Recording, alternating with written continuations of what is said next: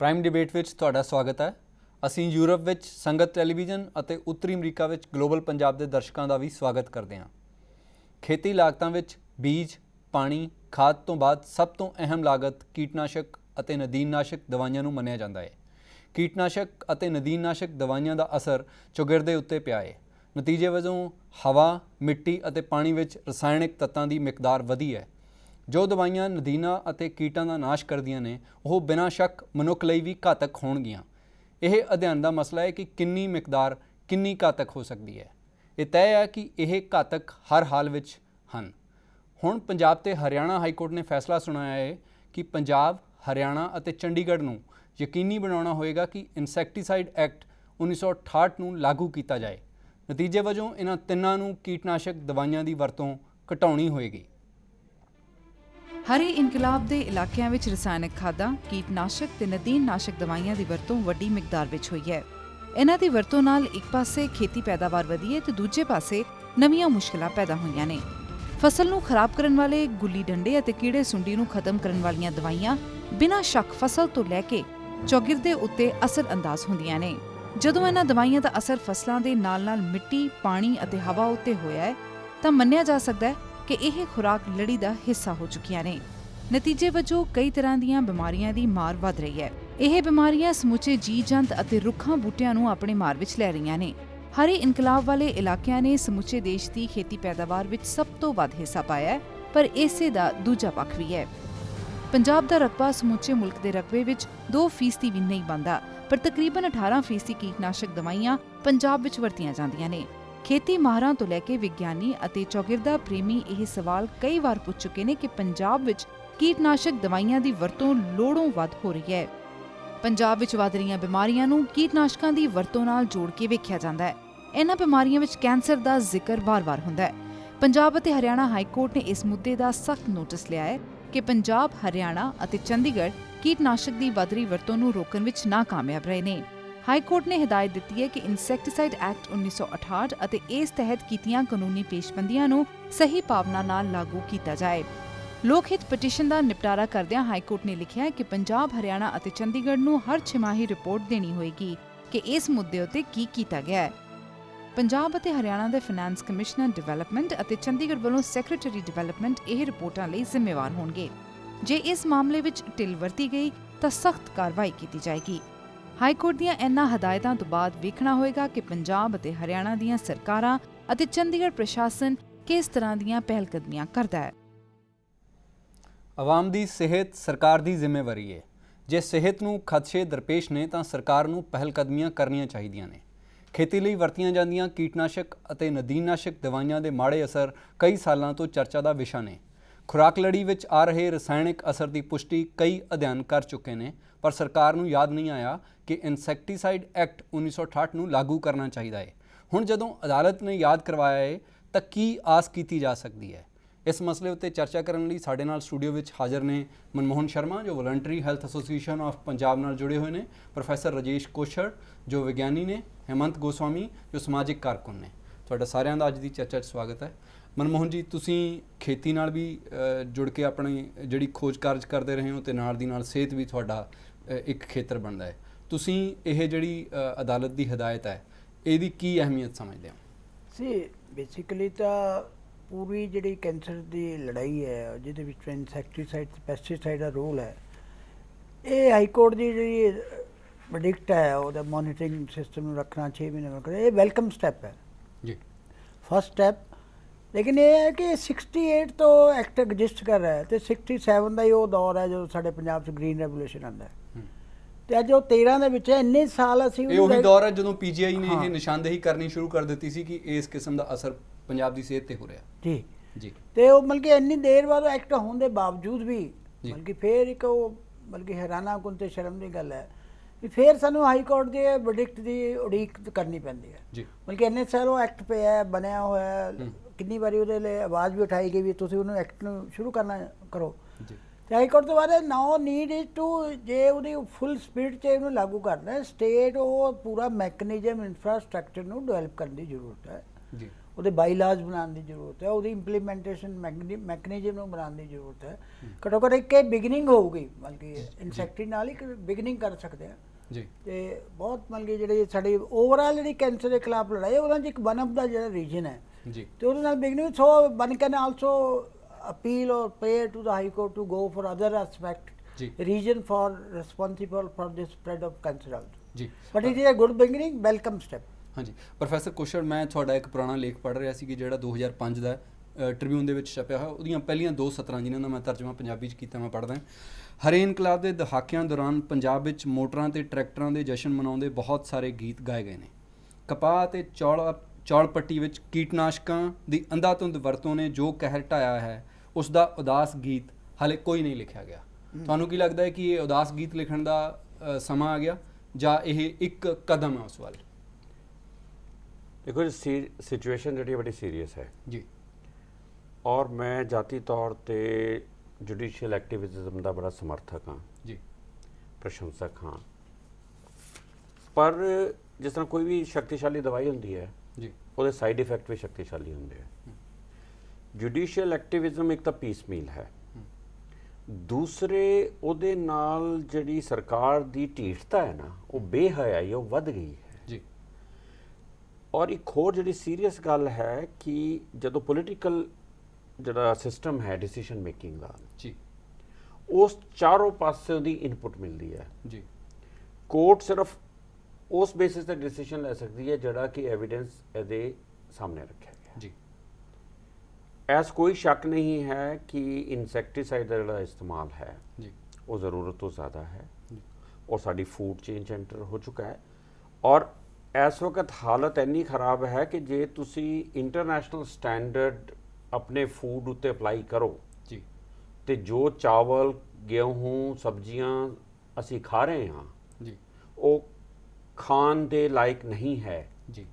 ਕੰਜ਼ਿਊਮਰਿਜ਼ਮ ਚ ਅਸੀਂ ਤਾਂ ਕਹਿੰਦੇ ਆ ਕਿ ਜੋ ਤੇ ਇਹ ਗੱਲ ਜਿਹੜੀ ਸਬਜ਼ੀਆਂ ਦੇ ਉੱਤੇ ਜਾਂ ਰੋਟੀ ਦੇ ਉੱਤੇ ਜਾਂ ਚੌਲਾਂ ਤੇ ਨਹੀਂ ਹੈ, ਤਾਂ ਸਾਡੇ ਪਾਣੀ ਦੇ ਉੱਤੇ ਵੀ ਲਾਗੂ ਹੁੰਦੀ ਹੈ ਇਸ ਹਾਂ, ਵੇਲੇ। ਤੇ ਉਹ ਗੱਲ ਤਾਂ ਠੀਕ ਹੈ ਜੀ, ਮਗਰ ਜਿਸ ਤਰ੍ਹਾਂ ਸ਼ਰਮਾ ਜੀ ਨੇ ਕਿਹਾ ਹੈ ਕਿ ਇਹ ਹਾਈ ਕੋਰਟ ਦਾ ਕੰਮ ਹੈ ਕਿ ਸਰਕਾਰ ਨੂੰ ਹਿਦਾਇਤ ਦੇ ਰਹੀ ਹੈ ਕਿ ਜਿਹੜਾ ਤੁਸੀਂ ਕਾਨੂੰਨ ਬਣਾਇਆ ਹੈ ਜੀ, ਉਹਦਾ ਪਾਲਨ ਕਰੋ। ਜੀ, ਮਤਲਬ ਇਹ ਕਹਿਣ ਵਾਲੀ ਗੱਲ ਹੈ। ਜੀ।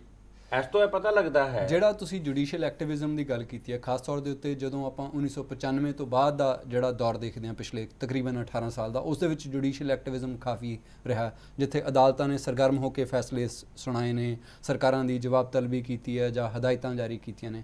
ਪਰ ਉਹੀ ਦੌਰ ਨੂੰ ਆਪਾਂ ਇਹ ਮੰਨਦੇ ਹਾਂ ਕਿ ਵੀ ਜਿਹੜੀ ਸਰਕਾਰਾਂ ਦੀ ਬੇਹਯਾਈ ਹੈ, ਆਪਣਾ ਕਾਨੂੰਨ ਬਣਾ ਕੇ ਆਪ ਹੀ ਲਾਗੂ ਨਾ ਕਰਨਾ, ਉਹਨਾਂ ਦੀ ਬੇਹਯਾਈ ਜ਼ਿਆਦਾ ਬੇਪਰਦ ਹੋਈ ਹੈ, ਬਜਾਏ ਇਸ ਦੇ ਕਿ ਉਸ ਜਿਹੜੀ ਜੁਡੀਸ਼ੀਅਲ ਐਕਟਿਵਿਜ਼ਮ ਹੈ ਉਹਦਾ ਕੋਈ ਅਸਰ ਉਹਨਾਂ ਦੀ ਕਾਰਗੁਜ਼ਾਰੀ ਤੇ ਪਿਆ ਹੋਵੇ। ਤੁਹਾਨੂੰ ਕੀ ਲੱਗਦਾ ਕਿ ਇਸ ਵਾਰ ਕੋਈ ਵੱਖਰੀ ਗੱਲ ਹੋਈ ਹੈ? ਨਹੀਂ, ਮੈਨੂੰ ਪਤਾ ਨਹੀਂ ਕਿ ਇਹਦਾ ਕੀ ਅਸਰ ਨਿਕਲੇਗਾ ਜੀ, ਕਿਉਂਕਿ ਹੁਣ ਤਾਂ ਇਹ ਸਿਚੁਏਸ਼ਨ ਹੈ, ਸਰਕਾਰ ਕਹਿੰਦੀ ਹੈ ਵੀ ਕੋਰਟ ਤੋਂ ਆਰਡਰ ਲਾਇਆ ਤੇ ਅਸੀਂ ਕਰ ਲਾਂਗੇ। ਜੀ। ਪੁਆਇੰਟ 1 ਜੀ, ਜਦੋਂ ਇੰਡੀਵਿਜੂਅਲ ਲੈਵਲ ਦਾ ਕੋਰਟ ਦਾ ਆਰਡਰ ਹੁੰਦਾ ਹੈ ਉਹ ਇੰਪਲੀਮੈਂਟ ਹੋ ਜਾਂਦਾ ਹੈ। ਜੀ, ਪਰ ਮੇਰਾ ਇਹ ਮੰਨਣਾ ਹੈ ਕਿ ਜਿਹੜਾ ਸਾਡਾ ਪੋਲੀਟੀਕਲ ਸਿਸਟਮ ਹੈ, ਡੈਮੋਕ੍ਰੈਟਿਕ ਸਿਸਟਮ ਹੈ, in principle high court supreme court ਸਰਕਾਰ ਨੂੰ ਨਹੀਂ ਚਲਾ ਸਕਦੀ। ਜੀ, ਸਰਕਾਰ ਜਿਨ੍ਹਾਂ ਦਾ ਕੰਮ ਸਰਕਾਰ ਨੂੰ ਚਲਾਉਣਾ ਹੈ ਉਹਨਾਂ ਨੂੰ ਤੁਸੀਂ ਜ਼ੋਰ ਨਾਲ ਨਹੀਂ ਚਲਾ ਸਕਦੇ। ਦੂਸਰੀ ਗੱਲ ਹੈ ਕਿ ਜਿਹੜੀ ਜਨਤਾ ਹੈ ਉਹ ਹਾਈ ਕੋਰਟ ਸੁਪਰੀਮ ਕੋਰਟ ਨੂੰ ਆਪਣਾ ਹਿਮਾਇਤੀ ਸਮਝਦੀ ਹੈ, ਮਗਰ ਜਿਹੜੀ ਸਰਕਾਰ ਹੈ, ਬਿਊਰੋਕ੍ਰੇਸੀ ਹੈ, ਜੀ, ਉਹ ਹਾਇਰ ਜੁਡੀਸ਼ੀਅਰੀ ਨੂੰ ਆਪਣਾ ਐਡਵਰਸਰੀ ਸਮਝਦੀ ਹੈ। ਜੀ। ਉਹ ਕੋਈ ਖੁਸ਼ੀ ਨਾਲ ਨਹੀਂ ਇਹ ਪਾਲਨ ਕਰਨਗੇ। ਪਿਛਲੇ 3-4 ਸਾਲ ਦੇ ਵਿੱਚ ਤਾਂ ਇਹ ਰੁਝਾਨ ਬਿਲਕੁਲ ਸਪਸ਼ਟ ਹੋ ਕੇ ਸਾਡੇ ਸਾਹਮਣੇ ਆਇਆ, ਜਦੋਂ ਕਿਹਾ ਗਿਆ ਕਿ ਇਹ ਜਿਹੜਾ ਹੈਗਾ ਇਹ ਕਾਰਜਪਾਲਿਕਾ ਦਾ ਖੇਤਰ ਹੈ ਤੇ ਇਹ ਨਿਆਂਪਾਲਿਕਾ ਦਾ ਖੇਤਰ ਨਹੀਂ ਹੈ। ਹਮੰਤ, ਤੁਸੀਂ ਵੀ ਬਿਲਕੁਲ ਇਸੇ ਨਾਲ ਦੀ ਇੱਕ ਜੁੜਦੀ ਹੋਈ ਜਿਹੜੀ ਲੋਕ ਪਟੀਸ਼ਨ ਹੈ ਉਹ ਪਾਈ ਹੋਈ ਆ ਹਾਈ ਕੋਰਟ ਦੇ ਵਿੱਚ, ਉਹਦੇ ਬਾਰੇ ਵੀ ਦੱਸੋ, ਤੇ ਇਹਦਾ ਤੁਹਾਡੀ ਪਟੀਸ਼ਨ ਨਾਲ ਕੀ ਸੰਬੰਧ ਬਣਦਾ, ਉਹ ਵੀ ਗੱਲ ਕਰੋ। ਜੀ, ਅਸੀਂ ਜਿਹੜੇ ਬ੍ਰੋਡਰ ਐਸਪੈਕਟ ਤੇ ਇੱਕ ਰੇਟ ਪਾਈ ਸੀ, ਇਹ ਪਬਲਿਕ ਇੰਟਰਸਟ ਲਿਟੀਗੇਸ਼ਨ ਬੇਸਿਕਲੀ ਉਹਦਾ ਕਿਰਾਏ ਇਹਦੇ ਨਾਲੋਂ ਵੀ ਵੱਡਾ ਹੈ, ਬਹੁਤ ਵੱਡਾ ਹੈ, ਕੀਟਨਾਸ਼ਕ ਤੋਂ ਵੀ ਜ਼ਿਆਦਾ ਜੀ। ਵੱਡਾ। ਉਹ ਕੀ ਹੈ? ਉਹ ਬੇਸਿਕਲੀ ਕਾਰਸਿਨੋਜਨਸ ਬਾਰੇ ਹੈ। ਕਾਰਸਿਨੋਜਨਸ ਉਹ ਸਬਸਟੈਂਸ ਨੇ ਜਿਹਦੇ ਨਾਲ ਕੈਂਸਰ ਹੁੰਦਾ ਜੀ। ਹੈ, ਤੇ ਕੈਂਸਰ ਦੇ ਜਿਹੜੇ ਕਾਰਕ ਨੇ ਉਹ ਕੈਂਸਰ ਦੇ ਕਾਰਕ ਖਾਲੀ ਪੈਸਟੀਸਾਈਡ ਨਹੀਂ ਹੈ, ਕੁਝ ਜੀ। ਪੈਸਟੀਸਾਈਡ ਨਹੀਂ ਹੈ, ਜੀ। ਇਹਦੇ ਇਲਾਵਾ ਘੱਟ ਤੋਂ ਘੱਟ 200 ਇਸ ਤਰ੍ਹਾਂ ਦੇ ਕਾਰਕ ਨੇ ਜਿਹੜੇ ਕਿ ਇੱਕ ਏਜੰਸੀ ਹੈ, WHO ਦੀ ਬੋਡੀ ਹੈ, IARC, international agency for research on cancer. ਜੀ, IARC ਨੇ ਆਇਡੈਂਟੀਫਾਈ ਕੀਤਾ ਹੋਇਆ ਤੇ ਉਹਦੀ ਗਰੁੱਪਿੰਗ ਕੀਤੀ ਹੋਈ ਹੈ। ਉਹਦੀ ਗਰੁੱਪਿੰਗ ਜਿਹੜੀ ਹੈ IARC ਨੇ on the basis of evidence ਕਿ ਕਿੰਨਾ ਉਹਦੇ ਬਾਰੇ ਪ੍ਰਮਾਣ ਅਵੇਲੇਬਲ ਹੈ, ਉਹਦੇ ਆਧਾਰ ਤੇ ਉਹਨਾਂ ਨੇ ਉਹਦੀ ਕੈਟਾਗਰਾਈਜੇਸ਼ਨ ਕੀਤੀ ਹੋਈ ਹੈ। ਜਿਸ ਤਰ੍ਹਾਂ ਕੈਟਾਗਰੀ 1 ਜਾਂ ਕਲਾਸ 1 ਜਿਹੜਾ ਹੈ ਉਹ ਸ਼ੋਰ ਸ਼ਾਰਟ ਕੈਂਸਰ ਕਾਜ਼ਿੰਗ ਕੈਮੀਕਲ ਜਾਂ ਆਕੂਪੇਸ਼ਨਸ ਨੇ। ਕਲਾਸ 2 ਜਿਹੜੀ ਹੈ ਉਹਦੇ ਵਿੱਚ 2 ਹੈ, 2A ਐਂਡ 2B। ਉਹ ਮਿਸਾਲ ਦੇ ਦਿਓ ਕਿ ਕਲਾਸ 1 ਦੇ ਵਿੱਚ ਕਿਹੜੇ ਧੰਦੇ ਹੁੰਦੇ ਨੇ? ਕਲਾਸ 1 ਵਿੱਚ ਤੰਬਾਕੂ ਵੀ ਆਂਦਾ ਹੈ ਜੀ, ਕਲਾਸ 1 ਵਿੱਚ ਵੀ ਬੈਂਜ਼ੀਨ ਦੇ ਐਕਸਪੋਜ਼ਰ ਜਿਹੜਾ ਉਹ ਵੀ ਆਂਦਾ ਹੈ ਜੀ, ਠੀਕ ਹੈ। ਤੇ ਇਸੇ ਤਰ੍ਹਾਂ ਹੋਰ ਵੀ ਬਹੁਤ ਸਾਰੇ ਕੈਮੀਕਲਸ ਨੇ ਜਿਹੜੇ ਕਲਾਸ 1 ਵਿੱਚ ਆਉਂਦੇ ਨੇ ਜੀ। ਕਲਾਸ 2 ਆਰਸਨਿਕ ਪੈਸਟੀਸਾਈਡ ਵਗੈਰਾ ਆਰਸਨਿਕ ਬੇਸ ਜਿੰਨਾ ਉਹ ਸਾਰਾ ਕਲਾਸ 1 ਵਿੱਚ ਆਉਂਦਾ, ਜਿਹਦੇ ਨਾਲ ਸ਼ੋਰ ਸ਼ਾਰਟ ਕੈਂਸਰ ਹੁੰਦਾ ਹੈ ਜੀ। ਕਲਾਸ 2A ਐਂਡ 2B ਉਹਨੂੰ ਡਿਫਾਈਨ ਕੀਤਾ ਹੋਇਆ ਹੈ ਕਿ ਜਿਹਦੇ ਸਫੀਸ਼ੀਐਂਟ ਐਵੀਡੈਂਸ ਨੇ ਪਰ ਹਲੇ ਇੱਕਦਮ definite evidence nahi aaya na, but it causes human cancers in human beings that has been identified and progress is being made. ਅਸੀਂ ਇਹ ਰਿਟ ਪਾਈ ਹੈ ਕਿ this concerns article 21 of the constitution which is right to life of every citizen. ਤੁਸੀਂ ਸਿਰਫ commercial interest ਲਈ ਤੇ ਨਾਲ ਅਫਸਰਾਂ ਦੀ ਕਰਪਸ਼ਨ ਕਰਕੇ ਤੁਸੀਂ ਇਸ ਤਰ੍ਹਾਂ ਦੇ ਪ੍ਰੋਡਕਟ ਮਾਰਕੀਟ ਵਿੱਚ ਨਹੀਂ ਪੁਸ਼ ਕਰ ਸਕਦੇ ਜਿਹਦੇ ਨਾਲ ਹਿਊਮਨ ਨੂੰ ਕੈਂਸਰ ਹੁੰਦਾ ਹੈ। ਮੈਨੂੰ ਕੀ ਪਤਾ ਜੇ ਮੈਂ ਆਫਟਰ ਸ਼ੇਵ ਲਾ ਰਿਹਾ ਹਾਂ ਤਾਂ ਆਫਟਰ ਸ਼ੇਵ ਨਾਲ ਕੈਂਸਰ ਹੁੰਦਾ ਹੈ ਜਾਂ ਮੈਂ ਕੋਈ ਪਰਫਿਊਮ ਯੂਜ਼ ਕਰ ਰਿਹਾ। ਉਹਦੇ ਬਾਰੇ ਤਾਂ ਇਸ ਕਿਸਮ ਦੀ ਹਦਾਇਤ ਵੀ ਜਾਰੀ ਹੋ ਸਕਦੀ ਹੈ ਕਿ ਉਹਦੇ ਤੇ ਲਿਖ ਦਿੱਤਾ ਜਾਊਗਾ ਕਿ ਵੀ ਇਹ ਸਿਹਤ ਲਈ ਹਾਨੀਕਾਰਕ ਹੈ। ਨਹੀਂ ਇਹ ਤੇ ਕੋਈ ਸੋਲੂਸ਼ਨ ਨਹੀਂ ਹੋਇਆ। ਬਾਅਦ ਦੇ ਵਿੱਚ ਇਹ ਕਹਿ ਦਿੱਤਾ ਜਾਏਗਾ, ਇਹਨੂੰ ਜ਼ਿਆਦਾ ਉਘਾੜ ਕੇ ਲਿਖ ਦਿੱਤਾ ਜਾਵੇ ਕਿ ਇਹ ਸਿਹਤ ਲਈ ਹਾਨੀਕਾਰਕ ਹੈ। ਇਹ ਤੇ ਕੋਈ ਸੋਲੂਸ਼ਨ ਨਹੀਂ ਹੈ। ਜੇ ਹਿਊਮਨ ਬੀਇੰਗਸ ਲਈ ਜੇ ਕੋਈ ਚੀਜ਼ ਕਾਰਸਿਨੋਜੈਨਿਕ ਹੈ ਤੇ ਉਹਦੇ ਸੇਫ ਅਲਟਰਨੇਟਿਵ ਨੇ ਤੇ ਉਹਨੂੰ ਕਿਉਂ ਅਲਾਉ ਕੀਤਾ ਜਾਏ। ਇੱਕ ਹੋਰ ਅਸੀਂ ਜਿਹੜੀ ਇੱਕ ਗੱਲ ਜਿਹੜੀ ਮੈਨੂੰ ਤੁਸੀਂ ਥੋੜੀ ਸਪਸ਼ਟ ਕਰ ਦਿਓ, ਮੈਨੂੰ ਸਮਝ ਨਹੀਂ ਆਈ ਕਿ ਜਦੋਂ ਆਪਾਂ ਇਹ ਘੇਰਾ ਦੇਖਾਂਗੇ ਕਿ ਵੀ ਜਦੋਂ ਉਹਨਾਂ ਨੇ ਇਹ ਕਿਹਾ ਕਿ ਕੀਟਨਾਸ਼ਕ ਬੰਦ ਕਰ ਦਿੱਤੇ ਜਾਣ, ਕੀਟਨਾਸ਼ਕ ਦੇ ਕਾਰਨ ਸਿਰਫ ਕੈਂਸਰ ਨਹੀਂ ਬਾਕੀ ਵੀ ਹੋਰ ਕਈ ਕਿਸਮ ਦੀਆਂ ਬਿਮਾਰੀਆਂ ਹੁੰਦੀਆਂ ਨੇ। ਸਾਡਾ ਜਿਹੜਾ ਚੁਗਿਰਦੇ ਨੂੰ ਕਈ ਕਿਸਮ ਦਾ ਨੁਕਸਾਨ ਹੁੰਦਾ ਹੈ, ਪਾਣੀ ਦੇ ਵਿੱਚ ਪ੍ਰਦੂਸ਼ਣ ਹੁੰਦਾ ਹੈ, ਮਿੱਟੀ 'ਚ ਪ੍ਰਦੂਸ਼ਣ ਹੁੰਦਾ ਹੈ, ਹਵਾ 'ਚ ਪ੍ਰਦੂਸ਼ਣ ਹੁੰਦਾ ਹੈ, ਤੇ ਤੁਸੀਂ ਇੱਕ ਕੈਂਸਰ ਦੇ ਉੱਤੇ ਉਹ ਰੱਖ ਰਹੇ ਹੋ। ਮੈਨੂੰ ਲੱਗਦਾ ਕਿ ਦੋਨਾਂ ਦਾ ਘੇਰਾ ਇਸ ਤਰ੍ਹਾਂ ਹੈ ਕਿ ਇਹਦਾ ਰੀਜ਼ਨ ਹੈ ਜਿਸ ਤਰ੍ਹਾਂ ਇਹਨਾਂ ਨੇ ਕਿਹਾ ਕਿ ਐਵੀਡੈਂਸ ਤੇ ਡਿਪੈਂਡ ਕਰਦਾ ਹੈ। ਹੁਣ ਕੋਰਟ ਵਿੱਚ ਤੁਸੀਂ ਜਾਓਗੇ ਤੁਹਾਨੂੰ ਐਵੀਡੈਂਸ ਚਾਹੀਦਾ ਹੈ। ਸਾਇੰਟੀਫਿਕ ਐਵੀਡੈਂਸ ਕਿਸ ਤਰ੍ਹਾਂ ਪ੍ਰੂਵ ਕਰੋਗੇ? Scientific evidence will come from the scientific community। ਪਰ ਜਿਹੜਾ ਸਰਕਾਰ ਦੇ ਆਪਣੇ ਅਧਿਐਨ ਨੇ ਉਹ ਬਾਰ-ਬਾਰ ਸਾਬਤ ਕਰ ਰਹੇ ਨੇ ਕਿ ਪੰਜਾਬ ਦਾ ਜਿਹੜਾ ਪਾਣੀ ਹੈ it's not fit for consumption. ਤੁਹਾਡੀ ਗੱਲ ਬਿਲਕੁਲ ਠੀਕ ਹੈ, ਪਰ ਇਹ ਨਹੀਂ ਪ੍ਰੂਵ ਹੁੰਦਾ ਕਿ ਕਿਹੜੇ ਕਾਰਸਿਨੋਜਨ ਤੋਂ ਜਾਂ ਕਿਹੜੇ ਕੈਮੀਕਲ ਤੋਂ ਹੋ ਰਿਹਾ ਹੈ। IARC ਨੇ 50 ਸਾਲ ਦੀ ਰਿਸਰਚ ਕੀਤੀ ਹੈ, 50 ਸਾਲ ਦੀ WHO ਦੀ ਬਾਡੀ ਹੈ, ਇੰਟਰਨੈਸ਼ਨਲੀ ਸਾਰੇ ਦੇ ਸਾਰੇ ਜਿੰਨੀ ਵੀ ਇੰਟਰਨੈਸ਼ਨਲ ਕਮਿਊਨਿਟੀ ਹੈ ਸਾਰੇ ਦੇ ਸਾਰੇ ਇਹਦੇ ਵਿੱਚ ਇਨਵੋਲਵਡ ਹੈ। ਸਾਇੰਟੀਫਿਕ ਕਮਿਊਨਿਟੀ ਉਹਨਾਂ ਨੇ 50 ਸਾਲ ਦੇ ਰਿਸਰਚ ਦੇ ਬਾਅਦ 200 ਦੇ ਕਰੀਬ ਉਹ ਏਜੰਟ ਆਇਡੈਂਟੀਫਾਈ ਕਰ ਲਈ ਕਿ ਇਹਨਾਂ ਨਾਲ ਕੈਂਸਰ ਹੁੰਦਾ। ਉਹਦੇ ਬਾਰੇ ਕੋਈ ਡਿਸਪਿਊਟ ਹੀ ਨਹੀਂ ਹੈ। ਜਦ ਕੋਈ ਡਿਸਪਿਊਟ ਹੀ ਨਹੀਂ ਹੈ ਸਾਇੰਟੀਫਿਕਲੀ ਤੇ ਉਹ ਬੜਾ ਆਸਾਨ ਕੰਮ ਹੈ ਉਹਨੂੰ ਪ੍ਰੋਹਿਬਿਟ ਕਰਨਾ ਜਾਂ ਬੈਨ ਕਰਨਾ। ਇਹਦੇ ਇਲਾਵਾ ਇੱਕ ਹੋਰ ਚੀਜ਼ ਜਿਹੜਾ ਅਸੀਂ ਕੀਤੀ ਸੀ ਕਿ ਜਿਹੜੇ ਆਕੂਪੇਸ਼ਨਸ ਹੈ, ਜਿਹੜਾ ਦੇ ਆਰ ਸਰਟਨ ਆਕੂਪੇਸ਼ਨ ਜਿਹਦੇ ਕਾਰਨ ਜਿਹੜਾ ਕੈਂਸਰ ਜ਼ਿਆਦਾ ਹੁੰਦਾ, ਕੈਂਸਰ ਹੋ ਸਕਦਾ, ਕੋਈ ਹੋਰ ਡਿਜ਼ੀਜ਼ ਵੀ ਹੋ ਸਕਦੀ ਹੈ। ਇਹ ਮੇਰੇ ਕੋਲ ਇਨਸੈਕਟੀਸਾਈਡ ਐਕਟ ਦੇ ਰੂਲਸ ਪਏ ਨੇ। ਰੂਲਸ ਵਿੱਚ ਰੂਲ 37 ਹੈ ਜਿਹੜਾ ਇਨਸੈਕਟੀਸਾਈਡ ਐਕਟ ਦਾ ਰੂਲ ਹੈ। ਉਹ ਕਹਿੰਦਾ ਹੈ ਕਿ ਮੈਡੀਕਲ ਐਗਜ਼ਾਮੀਨੇਸ਼ਨ ਕਰਵਾਉਣਾ ਲਾਜ਼ਮੀ ਹੈ। ਜਿਹੜੇ ਵੀ ਲੋਕ ਕਿਸੇ ਵੀ ਤਰ੍ਹਾਂ ਦਾ ਪੈਸਟੀਸਾਈਡ ਇਸਤੇਮਾਲ ਕਰਦੇ ਨੇ ਉਹਨਾਂ ਦਾ ਐਨੂਅਲ ਮੈਡੀਕਲ ਐਗਜ਼ਾਮੀਨੇਸ਼ਨ ਹੋਏਗਾ ਤੇ ਉਹਦਾ ਇੱਕ ਇਹਨਾਂ ਨੇ ਸ਼ਡਿਊਲ ਪੂਰਾ ਫਾਰਮ ਦਿੱਤਾ ਹੋਇਆ ਹੈ ਐਕਟ ਵਿੱਚ ਕਿ ਉਹ ਮੈਡੀਕਲ ਐਗਜ਼ਾਮੀਨੇਸ਼ਨ ਕਿਸ ਤਰ੍ਹਾਂ ਕਰਾਇਆ ਜਾਏਗਾ ਤੇ ਉਹਦੀ ਰਿਪੋਰਟ ਕਿਸ ਤਰ੍ਹਾਂ ਫਾਈਲ ਹੋਏਗੀ, ਕਿਹੜੀ ਡਿਜ਼ੀਜ਼ ਜਿਹੜੀਆਂ ਆਇਡੈਂਟੀਫਾਈ ਕੀਤੀ ਜਾਏਗੀ।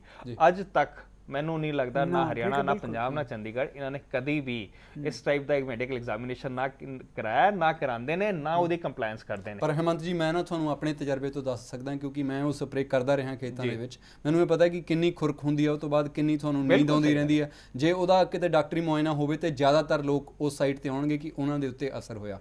ਮਨਮੋਹਨ ਜੀ ਤੁਸੀਂ ਕੁਝ ਕਹਿਣ ਲੱਗੇ ਸੀ। ਬੇਸਿਕਲੀ ਜੇ ਅਸੀਂ ਦੇਖੀਏ ਪੰਜਾਬ 'ਚ ਹਰੇ ਇਨਕਲਾਬ ਤੋਂ ਬਾਅਦ ਡਿਮਾਂਡ ਨੂੰ ਨੀਡ ਬੇਸ ਬਣਾ ਦਿੱਤਾ ਗਿਆ ਜੀ। ਚਾਹੇ ਪੈਸਟੀਸਾਈਡ ਹੈ ਚਾਹੇ ਇਨਸੈਕਟੀਸਾਈਡ ਹੈ, ਜਦ ਤੱਕ ਤੁਸੀਂ ਉਹਨੂੰ ਨੀਡ ਬੇਸ ਤੋਂ ਨਹੀਂ ਹਿਲਾਉਂਦੇ ਜਾਂ ਨया ਇੱਕ ਮਾਡਲ ਨਹੀਂ ਲਿਆਉਂਦੇ ਐਗਰੀਕਲਚਰ। ਮਨਮੋਹਨ ਜੀ ਮੈਨੂੰ ਗੱਲ ਸਮਝ ਨਹੀਂ ਆਈ ਕਿ ਵੀ ਮਤਲਬ ਨੀਡ ਬੇਸ ਕੀ ਚੀਜ਼ ਹੈ। ਬੇਸਿਕਲੀ ਅੱਜ ਦਾ ਜਿਹੜਾ ਥੋੜਾ ਪੂਰਾ ਗ੍ਰੀਨ ਰੈਵੋਲੂਸ਼ਨ ਸਟ੍ਰੈਟਜੀ ਹੈ ਉਸ 'ਚ ਪੈਸਟੀਸਾਈਡ ਤੇ ਇਨਸੈਕਟੀਸਾਈਡ ਦਾ ਇਸਤੇਮਾਲ ਜ਼ਰੂਰੀ ਹੈ। ਉਹ ਕਿਸਾਨ ਕੋਈ ਆਦਤ ਨਹੀਂ ਕਰ ਰਿਹਾ, ਤੁਸੀਂ ਧਰਤੀ ਨੂੰ ਐਡਿਕਟ ਬਣਾ ਰਿਹਾ, ਨਸ਼ਾ ਬਣਾ ਰਿਹਾ ਜੀ। ਤੇ ਉਹਨੂੰ ਜੇ ਤੁਸੀਂ ਡੀ ਐਡਿਕਟ ਕਰਨਾ ਹੈ ਜਾਂ ਇਨਸੈਕਟੀਸਾਈਡ ਕਰਨਾ ਇਹ ਕਰਨਾ, ਪਹਿਲਾਂ ਤੁਸੀਂ ਇੱਕ ਇਨਵਾਇਰਨਮੈਂਟ ਬਣਾਓਗੇ ਨਾ, ਉਹਨੂੰ ਕੋਈ ਅਲਟਰਨੇਟਿਵ ਦੋਗੇ। ਭਾਈ ਬਿਨਾਂ ਇਨਸੈਕਟੀਸਾਈਡ ਤੋਂ ਕਿਵੇਂ ਕਰੇਗਾ, ਬਿਨਾਂ ਪੈਸਟੀਸਾਈਡ ਤੋਂ ਕਿਵੇਂ ਕਰੇਗਾ। In the absent of that alternative ਉਹ ਤੁਸੀਂ merely with the high court verdict ਤੁਸੀਂ ਉਹਨੂੰ ਪੁਸ਼ ਨਹੀਂ ਕਰ ਸਕਦੇ। ਨੰਬਰ 1। ਸੈਕੰਡ, ਗੌਰਮੈਂਟ ਕੋਲ ਮੈਕੈਨਿਜ਼ਮ ਹੀ ਨਹੀਂ ਹੈ। ਜਿਵੇਂ ਇਹਨਾਂ ਨੇ ਦੱਸਿਆ ਵੀ ਉਦੋਂ ਦਾ ਇਹ ਐਕਟ ਇਹ ਕਹਿੰਦਾ ਹੈ ਮੈਡੀਕਲ ਐਗਜ਼ਾਮੀਨੇਸ਼ਨ, ਇਹਨਾਂ ਨੇ ਕਦੀ ਇੰਪਲੀਮੈਂਟ ਕਰਨੀ ਸੋਚਿਓ ਨਹੀਂ। ਸੋ ਮੇਰਾ ਕਹਿਣਾ ਹੈ ਕਿ ਜੇ ਤੁਸੀਂ ਇਹਨੂੰ ਹਾਈ ਕੋਰਟ ਦੇ ਨੂੰ ਸਹੀ ਮੈਨੇ 'ਚ ਅਮਲੀ ਜਾਮਾ ਪਹਿਨਾ ਚਾਹੁੰਦਾ ਹੈ। ਜਿਹੜਾ ਤੁਸੀਂ ਇਨਸੈਕਟੀਸਾਈਡ ਨੂੰ ਗ੍ਰੀਨ ਰੈਵੋਲੂਸ਼ਨ ਬਾਹਰ ਪੰਜਾਬ ਦਾ ਇੱਕ ਪਹਿਲਾਂ ਡਿਮਾਂਡ ਤੇ ਜਿਹੜਾ ਬੇਸ ਦੀ ਉਹਨਾਂ ਨੇ ਨੀਡ ਬੇਸ ਕਰ ਦਿੱਤਾ ਜੀ। ਉਹ ਖਰੀਦਣਾ ਚਾਹੇ ਕਰਜ਼ਾ ਲਵੇ ਕੁਛ ਲੈ, ਬਲਕਿ ਕੋਈ ਅਲਟਰਨੇਟਿਵ ਨਹੀਂ ਹੈ। ਤੇ ਉਹਨੂੰ ਇੱਕ ਪੂਰਾ ਤੁਸੀਂ এনवायरमेंट ਨਹੀਂ ਬਣਾਉਂਦੇ ਜਿਸ 'ਚ ਇਨਸੈਕਟੀਸਾਈਡ ਦੀ ਜ਼ਰੂਰਤ ਨਾ ਹੋਏ, ਜੀ। ਤਾਂ ਤੁਸੀਂ ਇਹ ਹਾਈ ਕੋਰਟ ਦੇ ਆਰਡਰ ਨੂੰ ਕੰਪਲਾਈਂਸ ਨਹੀਂ ਦੇ ਮਨਮੋਹਨ ਜੀ, ਸਕੋਗੇ। ਜਿਹੜੀ ਤੁਸੀਂ 2 ਵਾਰ ਗੱਲ ਕਹੀ ਆ ਉਹ ਤੋਂ ਮੈਨੂੰ ਇਹ ਗੱਲ ਲੱਗਦੀ ਆ, ਮਤਲਬ ਤੁਸੀਂ ਮੈਨੂੰ ਦਰੁਸਤ ਕਰਿਓ ਜੇ ਮੈਨੂੰ ਠੀਕ ਨਾ ਸਮਝ ਆਈ। ਉਹ ਇਹ ਲੱਗਦੀ ਹੈ ਕਿ ਵੀ ਜਿਹੜਾ ਇਹ ਹਦਾਇਤ ਹਾਈ ਕੋਰਟ ਵੱਲੋਂ ਜਾਰੀ ਹੋਈ ਹੈ ਉਹਨੂੰ ਇੱਕ ਨੈਤਿਕ ਪੱਧਰ ਦੇ ਉੱਤੇ ਤਾਂ ਚੰਗੀ ਗੱਲ ਕਹੀ ਜਾ ਸਕਦੀ ਹੈ, ਪਰ ਨਾ ਤੇ ਸਰਕਾਰ ਨੂੰ ਉਹਨੂੰ ਲਾਗੂ ਕਰਨ ਲਈ ਉਹਦੇ ਕੋਲ ਕੋਈ ਤਰੀਕਾ ਉਸ ਬਾਰੇ, ਨਾ ਉਹਨੇ ਉਹਦੇ ਲਈ ਕੋਈ ਮੈਕੈਨਿਜ਼ਮ ਬਣਾਇਆ ਹੋਇਆ, ਤੇ ਨਾ ਹੀ ਜਿਸ ਕਿਸਮ ਦੇ ਮਾਡਲ ਦੇ ਜਿਸ ਕਿਸਮ ਨਾਲ ਅਸੀਂ ਖੇਤੀ ਕਰਦੇ ਹਾਂ ਉਹਦੇ ਵਿੱਚ ਇਹਨੂੰ ਤੁਰੰਤ ਲਾਗੂ ਕੀਤਾ ਜਾ ਸਕਦਾ। ਜਿਸ 'ਚ ਲੈਸ ਇਨਸੈਕਟੀਸਾਈਡ ਦੀ ਲੋੜ ਹੋਵੇ ਉਹਦਾ ਕੋਈ ਮਾਡਲ ਨਹੀਂ ਸਾਡੇ ਐਗਜ਼ਿਸਟ, ਜਿਹੜੇ ਹੈ ਉਹਨਾਂ ਤੁਸੀਂ ਸਮਰਥਨ ਨਹੀਂ ਕਰ ਰਹੇ, ਸਪੋਰਟ ਨਹੀਂ ਕਰ ਰਹੇ। ਹਾਂ ਜੀ, ਮੈਂ ਐਡ ਕਰਨਾ ਚਾਹੁੰਦਾ ਕਿ ਇੱਕ ਤਾਂ ਪਹਿਲੇ ਰੈਫਰੈਂਸ ਹੋਇਆ ਹੈ ਕਿ ਇਨਸੈਕਟੀਸਾਈਡ ਨੂੰ ਦਵਾਈ ਕਰਕੇ, ਇਹ ਦਵਾਈ ਨਹੀਂ ਹੈ, ਇਹ ਜ਼ਹਿਰ ਹੈ। ਇਹ ਸਾਨੂੰ ਬੜਾ ਕਲੈਰਿਟੀ ਹੋਣੀ ਚਾਹੀਦੀ ਹੈ ਕਿ ਦਵਾਈ ਜਿਹੜੇ ਇਨਸੈਕਟੀਸਾਈਡ ਕੰਪਨੀ ਦਾ ਨੋਮਨਕਲੇਚਰ ਹੈ, ਸਾਡਾ ਨੋਮਨਕਲੇਚਰ ਨਹੀਂ ਹੈ। Basically it's poison and you are spraying poison. ਤੁਸੀਂ ਇਹ ਸੋਚ ਕੇ ਪੋਇਜ਼ਨ ਸਪਰੇ ਕਰ ਦਿਓ ਕਿ ਇਨਸੈਕਟਸ ਨਹੀਂ ਖਾਣਗੇ। ਜ਼ਰੂਰੀ ਨਹੀਂ ਕਿ ਉਹ ਖਾ ਰਹੇ ਨੇ ਤੇ ਉਹ ਕੋਈ ਬਿਮਾਰੀ ਹੈ, ਇਹ ਵੀ ਜ਼ਰੂਰੀ ਨਹੀਂ ਹੈ। ਤੇ ਦੂਜੀ ਚੀਜ਼ ਜਿਹੜਾ ਇਹ ਕਹਿ ਰਹੇ ਨੇ ਕਿ ਮਾਡਲ ਨਹੀਂ ਹੈ, ਮਾਡਲ ਐਗਜ਼ਿਸਟ ਕਰਦਾ ਸੀ 1960 ਤੋਂ ਪਹਿਲੇ, ਮਾਡਲ ਐਗਜ਼ਿਸਟ ਕਰਦਾ ਸੀ। There was sufficient food which was grown, safe food, not sufficient, safety is equally important, safe food which was grown। 1960 के बाद की होया, बल्कि थोड़ा जा उस तो पीछे जावा 20 साल के इंसेक्टिसाइड पेस्टिसाइड है की सैकेंड वर्ल्ड वॉर विच ਜਿਹੜਾ ਕੈਮੀਕਲ ਇਸਤੇਮਾਲ ਹੋਇਆ ਸੀ ਉਹ ਕੈਮੀਕਲ ਦੀ ਫੈਕਟਰੀਆਂ ਵੱਡੀ-ਵੱਡੀਆਂ ਬਣ ਗਈ 4-5 ਸਾਲਾਂ ਵਿੱਚ। ਉਹ ਵੱਡੀ-ਵੱਡੀ ਫੈਕਟਰੀਆਂ ਲੱਗੀਆਂ, ਜਿਹੜੀਆਂ ਹਥਿਆਰ ਬਣਾਉਣ ਵਾਲੀਆਂ ਫੈਕਟਰੀਆਂ ਜਿਹੜੀਆਂ ਵਰਤਦੀਆਂ ਸੀ ਉਹ ਇੱਧਰ ਆਈਆਂ। That was a chemical warfare. ਉਹ ਕੈਮੀਕਲ ਵਾਰਫੇਅਰ ਦੇ ਵਿੱਚ ਉਹਨਾਂ ਨੇ ਜਦ ਉਹਨਾਂ ਇੰਨੀ ਵੱਡੀ ਇੰਸਟਾਲੇਸ਼ਨ ਹੋ ਗਈ, ਉਹਨਾਂ ਨੇ ਕਿਹਾ ਕਿ ਇਹ ਫੈਕਟਰੀਆਂ ਦਾ ਕੀ ਕੀਤਾ ਜਾਏ। ਉਹਨਾਂ ਨੇ ਕਿਹਾ ਇਹ ਜਿਹੜਾ ਕੈਮੀਕਲ ਹੈ ਜੇ ਕੰਟਰੋਲ ਕੁਆਂਟੀਟੀ ਵਿੱਚ ਛਿੜਕਿਆ ਜਾਏ ਤੇ ਕੀੜੇ ਮਾਰ ਦੇਗਾ, ਬੰਦੇ ਨਹੀਂ ਮਾਰੇਗਾ। ਤੇ ਇਹਨੂੰ ਹੁਣ ਅਸੀਂ ਇਹ ਮਾਰਕੀਟ ਕਰਦੇ ਨੇ ਇਹ ਕਹਿ ਕੇ ਕਿ let's use them as insecticide and pesticide and chemical fertilizers। ਤੀਜਾ ਕੈਮੀਕਲ ਫਰਟੀਲਾਈਜ਼ਰ। ਤਾਂ ਕਰਕੇ ਇਹ ਪੂਰੀ ਦੀ ਪੂਰੀ ਇਨਸੈਕਟੀਸਾਈਡ ਤੇ ਪੈਸਟੀਸਾਈਡ ਦੀ ਇੰਡਸਟਰੀ ਗਰੋ ਕੀਤੀ। ਜਿਹੜੀ ਬੰਦਨਾ ਸ਼ਿਰਵਾ ਦੀ ਕਿਤਾਬ ਹੈ ਦ ਵਾਇਲੈਂਸ ਆਫ ਗ੍ਰੀਨ ਰੈਵੋਲੂਸ਼ਨ, ਉਹ ਇਸੇ ਗੱਲ ਦੀ ਵਿਆਖਿਆ ਕਰਦੀ ਹੈ। ਤੁਸੀਂ ਉਹੀ ਗੱਲ ਕਰ ਰਹੇ ਹੋ। ਅੱਜ ਦੀ ਡੇਟ ਵਿੱਚ ਅਸੀਂ ਹੁਣ ਕਹਿੰਦੇ ਨੇ ਕਿ ਉਹ ਫੇਲ ਹੋ ਗਿਆ ਜੀ, ਇਹ ਕਨਸੈਪਟ ਸਸਟੇਨੇਬਲ ਨਹੀਂ ਸੀ ਤੇ ਐਸ ਕਰਕੇ ਹੁਣ ਜੈਨੇਟਿਕਲ ਮੋਡੀਫਾਈਡ ਫੂਡ ਲਿਆ। ਉਹ ਉਸ ਤੋਂ ਵੀ ਵੱਡੀ ਕਹਾਣੀ ਹੈ, ਉਹ ਤਾਂ ਬਿਲਕੁਲ ਟੋਟਲ ਜ਼ਹਿਰ ਹੈ। ਜੇ ਜੈਨੇਟਿਕਲ ਮੋਡੀਫਾਈਡ ਫੂਡ ਆ ਗਿਆ ਤੇ ਜਿਹੜਾ ਇਨਸੈਕਟੀਸਾਈਡ ਪੈਸਟੀਸਾਈਡ ਨੇ 50 ਸਾਲ ਵੀ ਸਾਨੂੰ ਨੁਕਸਾਨ ਕੀਤਾ, ਉਹ 10 ਸਾਲ ਵੀ ਸਾਨੂੰ ਮਾਰ ਦੇਗਾ। ਤੇ ਇਹ ਇੱਕ ਅਨਸਸਟੇਨੇਬਲ ਮਾਡਲ ਨੂੰ ਅਸੀਂ ਦੂਜੇ ਅਨਸਸਟੇਨੇਬਲ ਮਾਡਲ ਨਾਲ ਸ਼ਿਫਟ ਕਰਨ ਦੀ ਗੱਲ ਕਰ ਰਹੇ ਨੇ, ਇੱਕ ਜ਼ਹਿਰ ਨੂੰ ਦੂਜੇ ਜ਼ਹਿਰ ਨਾਲ। ਇਹਨਾਂ ਪ੍ਰੋਫੈਸਰ ਕੋਸ਼ਟ, ਤੁਸੀਂ ਆਪਣੇ ਇੱਕ ਲੇਖ ਦੇ ਵਿੱਚ ਇਹ ਗੱਲ ਕੀਤੀ ਹੈ ਕਿ ਵੀ ਜਦੋਂ ਇਹ ਇਨਸੈਕਟੀਸਾਈਡ ਜਾਂ ਪੈਸਟੀਸਾਈਡ ਦੇ ਖਿਲਾਫ ਗੱਲ ਕੀਤੀ ਜਾਂਦੀ ਹੈ ਤੇ ਦੂਜਾ ਜਿਹੜਾ ਇੱਕ ਇਹਦਾ ਬਦਲਵਾਂ ਮਾਡਲ ਹੈ ਉਹ ਪੇਸ਼ ਕੀਤਾ ਜਾਂਦਾ ਜੈਨੇਟਿਕਲੀ ਮੋਡੀਫਾਈਡ ਬੀਜ ਨੂੰ, ਤੇ ਤੁਸੀਂ ਉਹਦੇ ਬਾਰੇ ਗੱਲ ਕੀਤੀ। ਤੁਸੀਂ ਦੱਸੋ ਕਿ ਤੁਸੀਂ ਕੀ ਕਹਿਣਾ ਚਾਹੋਗੇ। ਦੇਖੋ, 2-3 ਸਵਾਲ ਪੈਦਾ ਹੁੰਦੇ ਆ। ਸਭ ਤੋਂ ਜਿਹੜਾ ਮੁਸ਼ਕਲ ਸਵਾਲ ਹੈ ਕਿ ਇਸ ਵਕਤ ਟੈਕਨੋਲੋਜੀ ਇੰਨੀ ਜ਼ਿਆਦਾ ਡਿਵੈਲਪ ਹੋ ਗਈ ਹੈ ਜੀ, ਉਹਨੂੰ ਅਸੈਸ ਕਰਨਾ, ਇਵੈਲੂਏਟ ਕਰਨਾ ਮੁਸ਼ਕਲ ਹੋ ਗਿਆ। ਔਰ ਸਰਕਾਰ ਜਿਹੜੀ ਹੈ, ਇਹ ਕੋਈ ਵੀ ਸੁਸਾਇਟੀ ਹੈ, ਉਹ ਡਿਸੀਜਨ ਲੈਣ ਤੋਂ ਡਰਦੀ ਹੈ ਕਿਉਂਕਿ ਪ੍ਰੋਪਰ ਇਨਪੁਟ ਨਹੀਂ ਹੈ ਜੀ। ਦੂਸਰੀ ਜਿਹੜੀ ਚੀਜ਼ ਰਿਲੇਟਡ ਇਨਪੁਟ ਮਤਲਬ ਇਹ ਵਿਗਿਆਨ ਦੇ ਪੱਧਰ ਦੇ ਉੱਤੇ, ਵਿਗਿਆਨ ਦੇ ਪੱਧਰ ਦੇ ਉੱਤੇ, ਠੀਕ ਹੈ ਜੀ। ਕਿਉਂਕਿ ਜਿਹੜੀਆਂ ਲੌਬੀਜ਼ ਹੈ, ਦੇਖੋ ਇੱਕ ਲੌਬੀ ਤੁਹਾਡੀ ਹੈਗੀ ਹੈ ਕੈਮੀਕਲਸ ਦੀ, ਐਗਰੋ ਕੈਮੀਕਲ ਦੀ, ਉਹ ਚਾਹੁੰਦੇ ਕਿ ਇਲਜ਼ਾਮ ਕਿਸੇ ਹੋਰ ਉੱਤੇ ਜਾਏ ਜੀ। ਇੱਕ ਜੀਐਮ ਲੌਬੀ ਹੈ ਜੀ, ਜਿਹੜੀ ਇਹ ਚਾਹੁੰਦੀ ਹੈ ਕਿ ਜਿਹੜਾ ਇਲਜ਼ਾਮ ਹੈ ਉਹ ਪੈਸਟੀਸਾਈਡ ਵਾਲਿਆਂ ਤੇ ਜਾਵੇ ਤੇ ਸਾਨੂੰ ਖੁੱਲਾ ਰਾਹ ਮਿਲੇ। ਅੱਛਾ, ਦੂਸਰੀ ਚੀਜ਼ ਹੈਗੇ ਕਿ ਜਿਹੜੇ ਐਨਜੀਓ ਹੈ ਜੀ, ਵੈਰੀ ਆਫਨ ਦੇ ਓਵਰਸਟੇਟ ਦਾ ਕੇਸ ਜੀ। ਜਿਹੜਾ ਸਾਰੀ ਇਸ ਵਕਤ ਜਿਹੜੀ ਸਾਇੰਸ ਹੈ, ਵੱਡੀ ਸਾਇੰਸ, ਉਹ ਸਰਕਾਰੀ ਤੰਤਰ ਦਾ ਹਿੱਸਾ ਹੈ ਜੀ। ਅਸੀਂ ਆਪਣੀ ਸਾਇੰਸ ਦਾ ਮਤਲਬ ਜਿਹੜੀ ਖੋਜ ਹੋ ਰਹੀ ਹੈ, ਜਿਹੜੀ ਰਿਸਰਚ ਹੋ ਰਹੀ ਹੈ, ਖੋਜ ਨੂੰ ਛੱਡੋ, ਜਿਹੜੀ ਲੈਬੋਰੇਟਰੀਜ਼ ਹੈ ਜੀ, ਜਿਹੜੀ ਅਸੀਂ ਆਪਣੀ ਅਖਬਾਰਾਂ ਦੀ, ਮੀਡੀਆ ਦੀ ਇੰਡੀਪੈਂਡੈਂਸ ਦੀ ਤਾਂ ਗੱਲ ਕਰਨੇ ਹਾਂ ਜੀ। ਅਸੀਂ ਆਪਣੇ ਵਿਗਿਆਨਿਕ ਤੰਤਰ ਦੀ ਆਜ਼ਾਦੀ ਦੀ ਗੱਲ ਨਹੀਂ ਕਰਦੇ ਹਾਂ ਜੀ। ਤੇ ਇਹਦਾ ਇਹ ਮਤਲਬ ਹੈ ਕਿ ਜਿਹੜਾ ਮਿਡਲ ਗਰਾਊਂਡ ਹੈ, ਹਾਂਜੀ, ਜਿਹੜਾ ਕਿ ਯੂਨੀਵਰਸਿਟੀਜ਼ ਔਰ ਨੈਸ਼ਨਲ ਲੈਬਸ ਨੂੰ ਅਖਤਿਆਰ ਕਰਨਾ ਚਾਹੀਦਾ, ਹਾਂਜੀ, ਉਹ ਖਾਲੀ ਪਿਆ ਹੈ ਜੀ। ਉਹਦਾ ਕੀ ਉਦਾਹਰਨ ਮੈਂ ਜਿਹੜਾ ਤੁਹਾਨੂੰ ਦੇਣਾ ਚਾਹੁੰਦਾ, ਇਸ ਗੱਲ ਦਾ ਤੁਸੀਂ ਜਿਹੜਾ ਖੁਲਾਸਾ ਕਰਦੇ ਹੋ ਕਿ ਕਿਹੜਾ ਗਰਾਊਂਡ ਖਾਲੀ ਪਿਆ, ਕਿਉਂਕਿ ਦੇਖੋ, ਜਦੋਂ ਮੈਂ ਇਹ ਪੁੱਛ ਰਿਹਾ ਹਾਂ, ਕਈ ਸਪਾਂਸਰਡ ਰਿਸਰਚ ਹਨ। ਮੈਂ ਕਹਿ ਰਿਹਾ ਕਿ ਜਦੋਂ ਸਰਕਾਰ, ਜਦੋਂ ਲੈਬਸ ਨੂੰ ਜਾਂ ਯੂਨੀਵਰਸਿਟੀਜ਼ ਨੂੰ ਜੀ, ਕੰਮ ਵੀ ਸੌਂਪਿਆ ਜਾਂਦਾ ਹੈ ਜੀ, ਕਿ ਤੁਸੀਂ ਇਹ ਪਤਾ ਕਰੋ, ਜੀ, ਉਹਦੀ ਕ੍ਰੈਡੀਬਿਲਿਟੀ ਨਹੀਂ ਹੈਗੀ ਹੈ ਜੀ। ਔਰ ਇਸ ਕਾਰਨ, ਕਿਉਂਕਿ ਜਦੋਂ ਤੁਸੀਂ ਓਪੀਨੀਅਨ ਹੈ ਜੀ, ਜੇ ਤੁਹਾਡੇ ਕੋਲ ਨੈਰੋ ਜੀ ਓਪੀਨੀਅਨ ਆਏ ਤੇ ਸਰਕਾਰ ਦਾ ਜਿਹੜਾ ਡਿਸੀਜਨ ਹੈ ਉਹ ਉਸ ਨੈਰੋ ਐਂਗਲ 'ਚ ਰਹੇਗਾ। ਜੇ ਸਾਰੇ ਪੁਆਇੰਟ ਆਫ ਵਿਊ ਆ ਗਏ ਤੇ ਡਿਸੀਜਨ ਮੇਕਿੰਗ ਵਾਸਤੇ ਕੋਈ ਤੁਹਾਨੂੰ ਹੈਲਪ ਨਹੀਂ ਮਿਲ ਰਹੀ ਹੈ। ਮੈਨੂੰ ਜਿਹੜੀ ਜੇ ਤੁਹਾਡੀ ਗੱਲ ਨੂੰ ਮੈਂ ਠੀਕ ਸਮਝਿਆ ਤੇ ਮੈਨੂੰ ਐਂ ਲੱਗਦੀ ਹੈ ਕਿ ਜਦੋਂ ਸਰਕਾਰ ਦਿਸ਼ਾ ਨਿਰਦੇਸ਼ ਦਿੰਦੀ ਹੈ ਕਿ ਇਸ ਮੁੱਦੇ ਤੇ ਖੋਜ ਕਰੋ ਤੇ ਉਹ ਨਤੀਜੇ ਉਸ ਕਿਸਮ ਦੇ ਆਉਣਗੇ ਜਿਹਨੂੰ ਲਾਗੂ ਕਰਨਾ, ਜਿਹਦੇ ਤੇ ਫੈਸਲਾ ਲੈਣਾ ਸਰਕਾਰ ਨੂੰ ਸੌਖਾ ਰਹੇ, ਜਾਂ ਜੇ ਪ੍ਰਾਈਵੇਟ ਕੰਪਨੀਆਂ ਕਹਿਣਗੀਆਂ ਤੇ ਉਹ ਉਸ ਕਿਸਮ ਦੇ ਨਤੀਜੇ ਹੋਣਗੇ ਜਿਨ੍ਹਾਂ ਚੋਂ ਮੁਨਾਫਾ ਕਮਾਉਣਾ ਸੌਖਾ ਰਹੇ। ਤੁਸੀਂ ਮੈਨੂੰ ਦਰੁਸਤ ਕਰ ਦਿਓ। ਮੈਂ ਦਲਜੀਤ ਜੀ, ਮੈਂ ਇਹਦੇ ਵਿੱਚ ਇੱਕ ਚੀਜ਼ ਐਡ ਕਰਦਾ, ਜਿਹੜਾ ਇਹਨਾਂ ਨੇ ਕਹੀ ਹੈ ਬੜੀ ਇੰਪੋਰਟੈਂਟ ਗੱਲ ਕਹੀ ਹੈ ਇਹਨਾਂ ਨੇ।